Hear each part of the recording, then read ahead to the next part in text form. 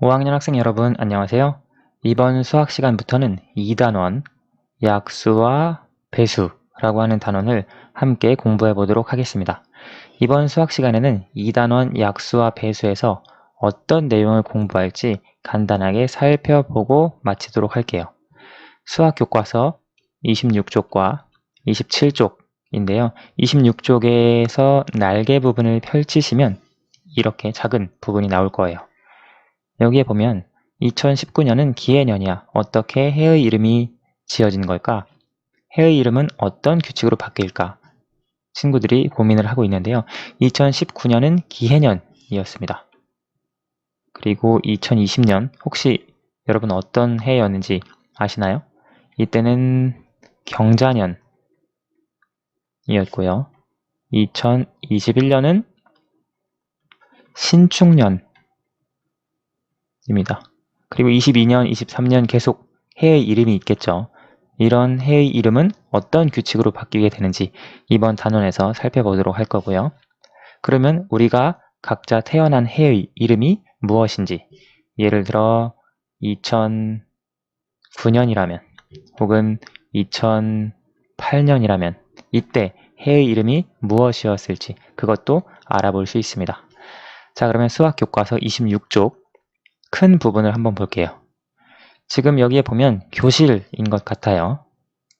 여기 책상 위에 앉아 있는 친구들은 카드게임, 보드게임을 하고 있는 것 같은데요.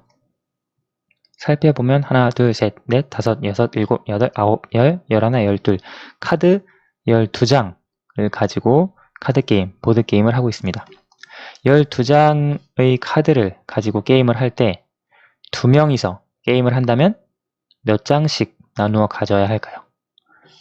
총 카드가 12장인데 2명이서 게임을 한다면 게임을 하는 사람의 수만큼 나누어서 6장씩 나누어서 게임을 할 수 있겠죠. 같은 게임을 하는데 3명이서 한다.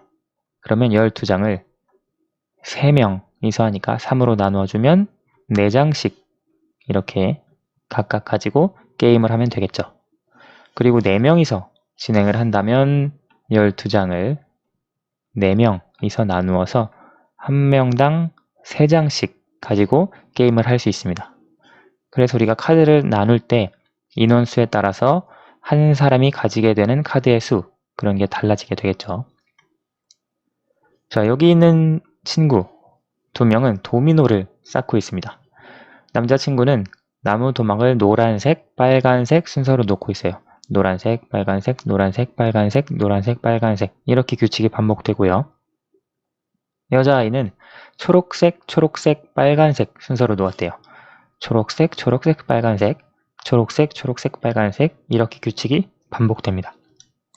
우리가 여기서 빨간색이 같이 반복되는, 빨간색이 나란히 놓이는 경우가 언제 있는가 그걸 생각을 할 때 여기 보면 빨간색이 3번째, 그리고 6번째, 여기 9번째, 12번째 이렇게 놓이죠.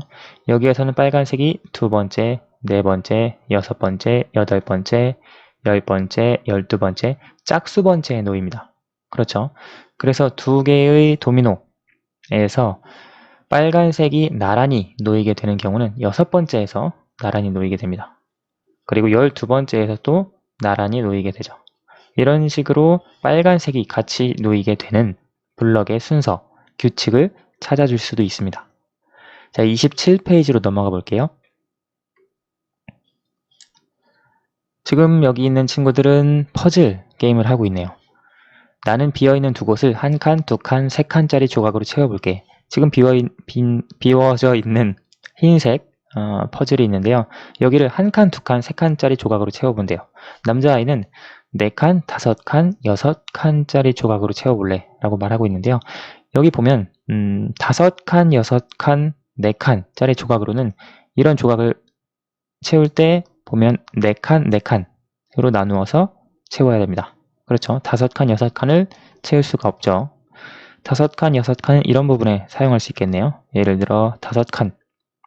그리고 여기는 6칸을 채우면 나머지 1칸을 채울 수 없습니다. 따라서 여기도 4칸, 4칸, 4칸 아니면 6칸, 6칸.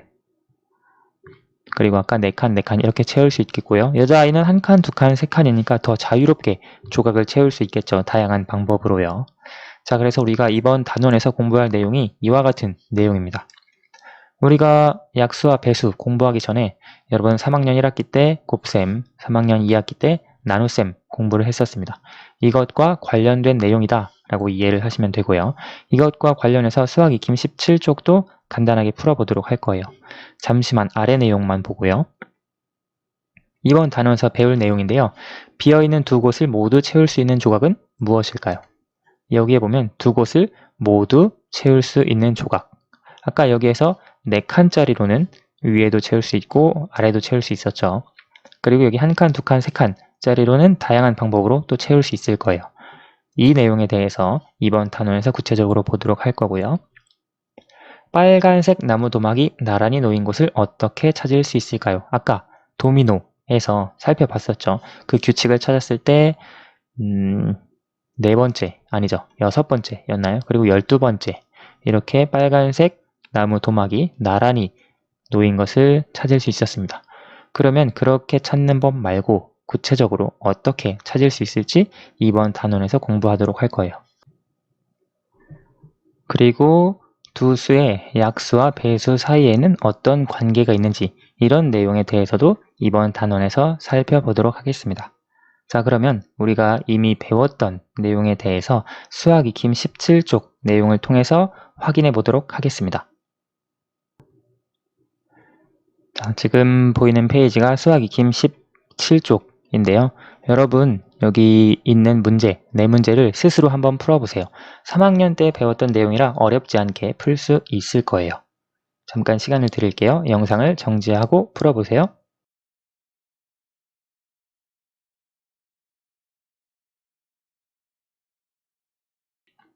다 풀어보셨나요? 그러면 17쪽 1번부터 하나씩 확인해 보겠습니다.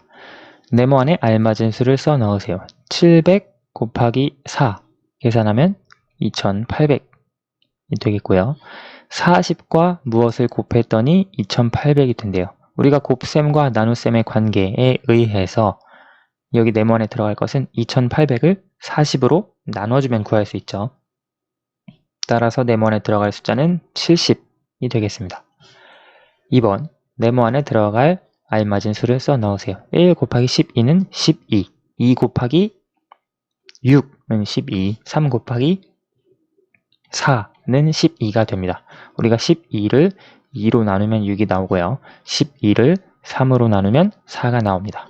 이렇게 네모안에 알맞은 수를 써 넣을 수 있고요. 3번 계산해 보세요. 36 나누기 4 계산하면 9가 되겠죠. 360 나누기 40 계산해도 9가 되겠습니다. 간단한 나눗셈이었고요. 4번 네모안에 알맞은 수를 써 넣으세요. 24 나누기 1은 24, 24 나누기 2는 12, 24 나누기 몇 18이 되는가? 이것은 우리가 24에서 8을 나누어 주면 3이죠. 그것이 여기에 들어갑니다. 나눗셈의 원리에 의해서요. 24 나누기 무엇이 6이 된다. 그거는 24에서 6을 나눠준 값 4가 이렇게 되죠. 왜 이렇게 되냐면 우리가 곱셈과 나눗셈의 관계를 생각을 해주면 돼요. 3 곱하기 8 이것이 24죠. 그렇기 때문에 24 나누기 8은 3이 되고요. 반대로 24 나누기 3은 8이 됩니다. 여기에서도 마찬가지로 4 곱하기 6이 24죠. 이 곱셈을 가지고 나눗셈식을 쓰면 24 나누기 4는 6, 반대로 24 나누기 6은 4가 됩니다. 그래서 여기 있는 이 두 수가 두 수 중에 어떤 한 수로 24를 나누었을 때 그 다른 수가 나오는 겁니다. 여기에서도 마찬가지로 이 24를 3으로 나눴을 때는 8이 나오고요. 8로 나눴을 때는 3으로 나옵니다. 곱셈과 나눗셈의 관계이고요. 이번 단원에서 이것과 관련된 여러 가지 약수, 배수에 대한 내용을 함께 공부해 보도록 하겠습니다. 오늘 수학은 여기까지 할게요. 감사합니다.